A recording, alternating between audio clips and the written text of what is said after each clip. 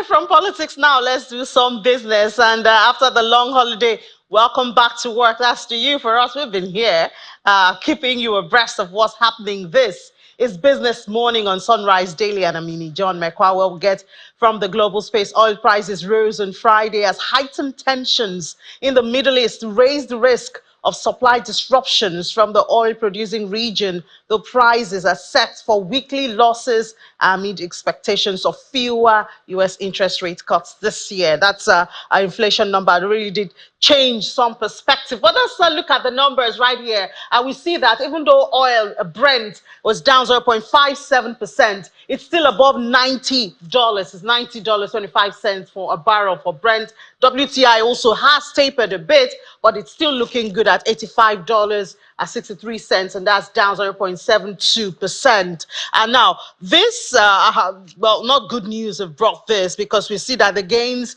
erased some losses from previous session, which was dominated by worries about the stubborn U.S. inflation that dampened hopes for an interest rate cut in June. We don't know if that's still going to hold. Also, suspected Israeli warplanes bombed Iran's embassy in Damascus in a strike for which Iran has vowed revenge, racketing up tensions in a region already strained by the Gaza war. Israel has not said it was responsible, but Iran's supreme leader has said that Israel must be punished, and it shall be for the attack. So we see a lot of tension right there. The U.S. expects an attack by Iran against Israel, but one that would not be big enough to draw Washington into war. This is according to a U.S. official and some Iranian sources. They also said that Tehran has signaled a response aimed at avoiding major escalation.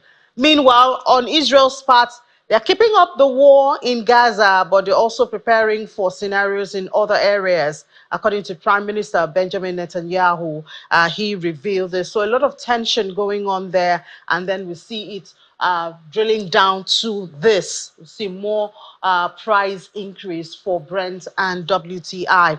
And still talking about the oil space, Nigeria's crude oil production has recorded its second consecutive drop this year from 1.32 million barrels per day in February to 1.23 in March. And that's according to OPEC's latest monthly oil market report. The 92,000 barrels per day decline recorded in March brings the total loss for the 2 months to about 196,000 barrels every day. And then, you know, this is when Nigeria should be just jumping on. I mean, the unfortunate circumstances, but you have the price this high. Brent is what Nigeria does. So imagine if we're doing this 90 compared to about 77 that we have on our budget or in our budget. The gains that Nigeria would have recorded at this time now is being eroded. Well, looking at the chart for Africa's top oil producers within OPEC, Libya narrowly overtakes Nigeria now with about 1.24 million barrels per day produced in March. Meanwhile, Nigeria's oil rig count rose by another 3 in March, climbing to 19 from February, which was 16. Well, not so far away from oil now, but still in Nigeria, the chairman of Boy Group, Mr. Samad Rabiu, has commended the steps being taken by the federal government, even as he advises Nigerians to be patient as reforms take time. The businessman was speaking after he paid a visit to President Tinubu in Lagos. Also speaking at a separate meeting with the president is the group CEO of Nigerian National Petroleum Corporation Limited, Mr. Mele Kyari, said that significant improvement has occurred in the country's petroleum market. We all need to come together and support the government, support their policies. You know, the government means well, you know, clearly, and they are trying to support Nigeria, but we need to be patient. You know, these reforms take time, without a doubt. It's not easy. It's not something that can be done in one day. So we are working together with the government, especially now that the president has, you know, established, you know, this committee, you know, between the government and the private sector. So we're working together. We are supporting each other. We're advising the government, and the government is listening. That is very, very important. The fact that the government is listening, you know, means so much, you know, to the private sector. And I think we'll get, to the desired land. It's also a perfect opportunity to reassure Mr. President that his focus on delivering gas into our markets, both domestic and international market, bringing back prosperity to our country, is right on course, and this is a task that will be delivered, and very many obvious things will unfold in the coming weeks. It is very clear that majority of our exports from this country is petroleum as of today that can earn foreign currency. There's significant improvement in the markets in terms of pricing, and also we're able to establish some level of stability in our project. The combination of this is bringing additional resources available to our country. And of course, more than anything, there are clear monetary and fiscal policies that the president and this government has put in place that is working, and that is bringing about all the changes that you are seeing in the currency market. Yeah, so moving on now, one of those reforms or the applaud that the federal government is getting at this time, or at least this administration, is that clearance of backlog, FX backlog, especially the aviation sector. Now let's find out if the impact has trickled down now to everyday airfares. And we're speaking with the president of the National Association of Nigeria Travel Agencies, Mrs. Susan Aporeye. She joins us from our Abuja studio. Good morning, Susan. Thank you so much for your time this morning. Good morning. Good morning. Good to be here. Good to have you here. So, a lot of things have been happening in the airfare space, especially since Airpeace started that London route.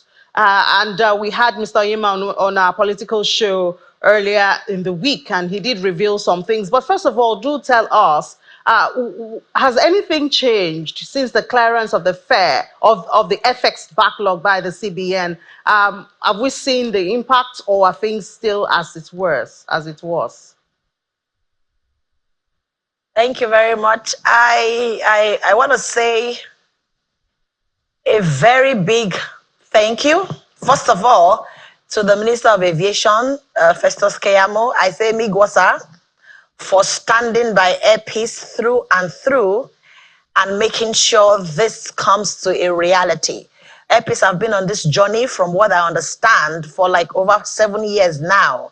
And I say Migwasa to our minister for finally making a dream come true for Dr. Allen Oyema and the entire Airpeace team and the entire travel industry as well, and Nigeria. Now, when it comes to the price, I will take you a bit back. I will try to summarize as much as I can. Back history a bit.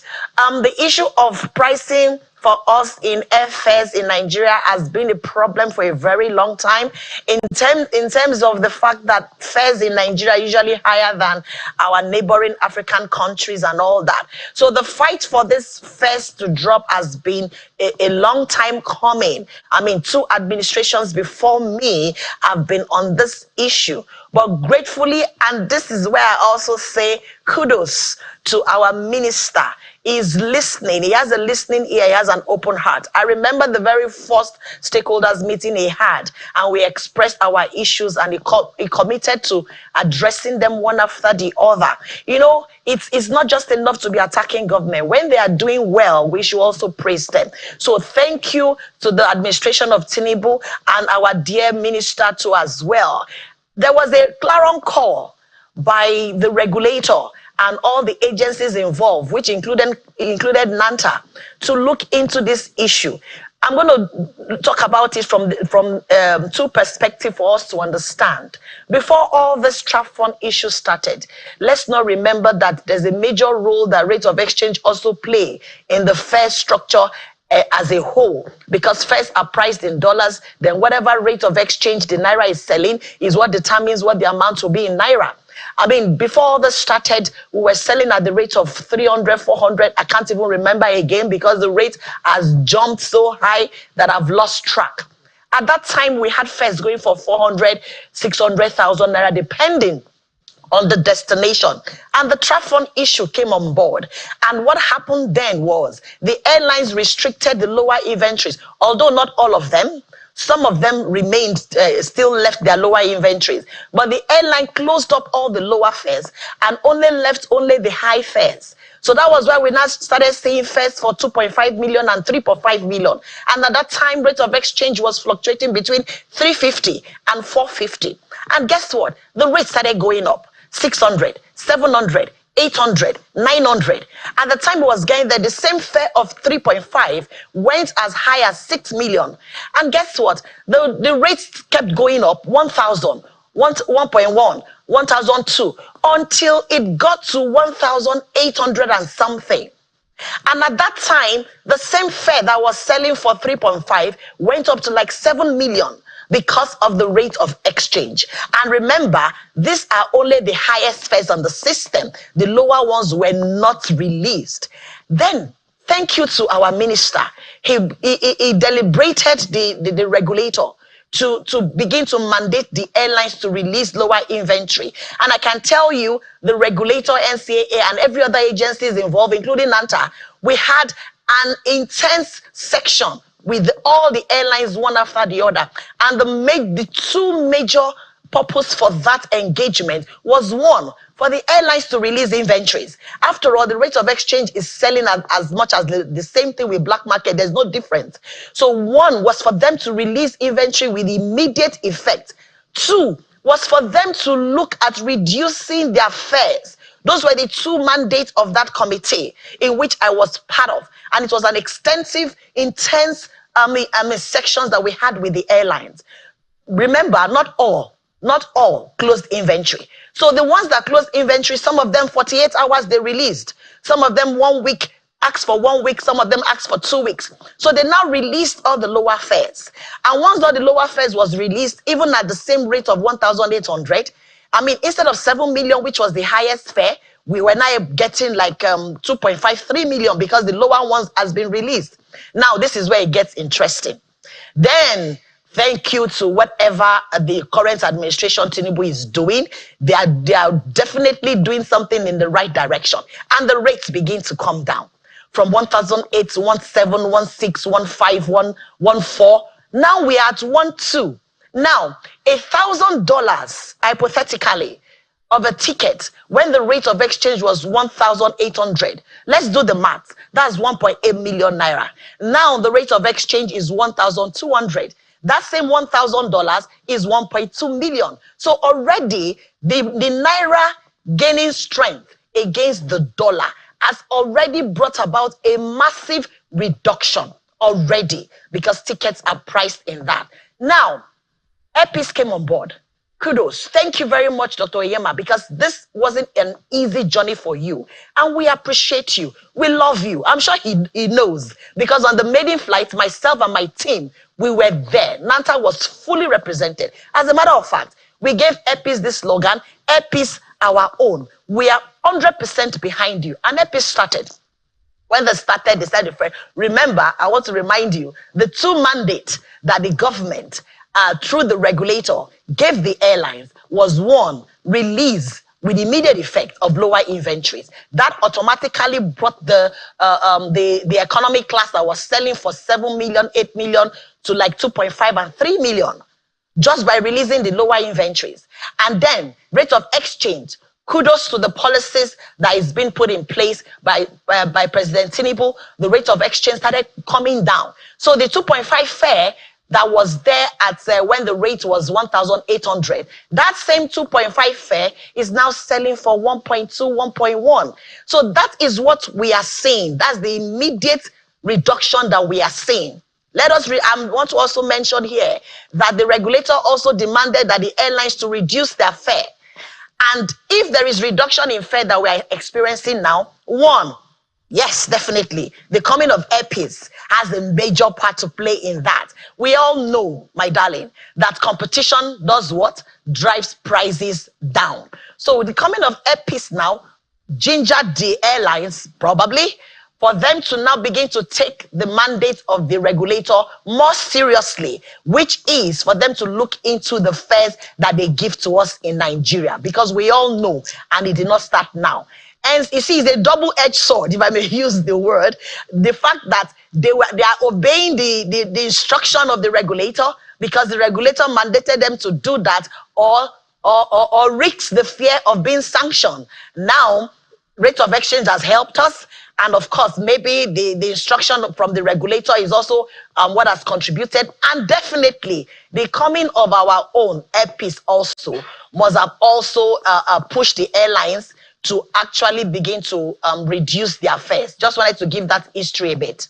Well, you are so excited, Susan. I don't blame you. I'm sure a lot of Nigerians are also feeling it and, very excited too. But how do we keep it?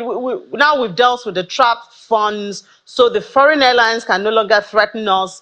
And we see the Naira gaining, obviously, which, as you have noted, is also showing. How do we keep things on the good side? I don't think we're happy with Naira at 1-2.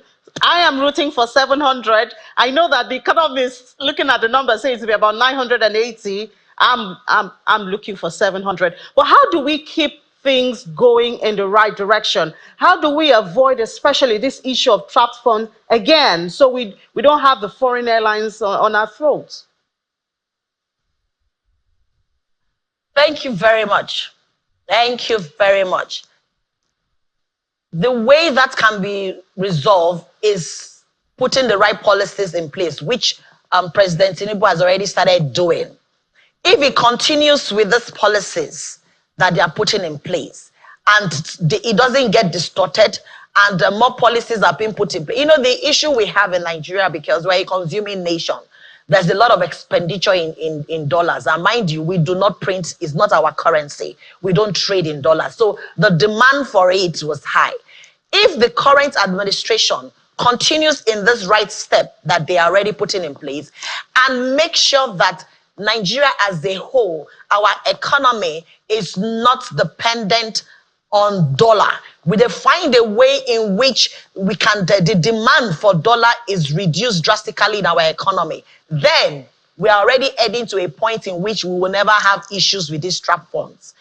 And then again, they should also encourage more of Nigerian carriers as well, because they are not going to have issues with trap fund like our very own Airpeace. As many Nigerian carriers that has the muscle, that has the availability, please, from what our minister told us and made clear to us, that they are willing to support more to come on board. That is our own way of making sure we depend less on this foreign currency that is not our own. Policies is what will make sure we do not find ourselves in this situation of trap funds ever again. If you remember, this is the third time we're having issues with trap funds. It's just that the other two times have not been this bad.